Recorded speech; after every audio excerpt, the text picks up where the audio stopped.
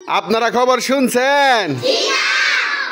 তাহলে আমি খবরটা শুনাই। হ্যাঁ, এক লোকে নেতাই গরু চুরি করছে 24টা। কয়টা?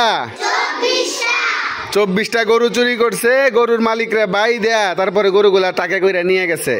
পরে যখন মামলা হয়েছে, এই গরু খুঁজতে খুঁজতে গিয়া দেখে নেতার বাড়ি। কার বাড়ি?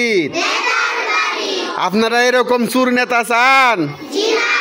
তাহলে আল্লাহর কাছে দোয়া করেন, বলেন হে আল্লাহ, আমরা নতুন এই বাংলাদেশে কোন চুরকে আমাদের নেতা হিসাবে চাই না। আমরা ইসলাম মতো এদেশে বাঁচতে চাই। যারা ইসলামের পক্ষে, জনগণের কল্যাণে কাজ করবে, তাদেরকে আমাদের নেতা হিসাবে চাই।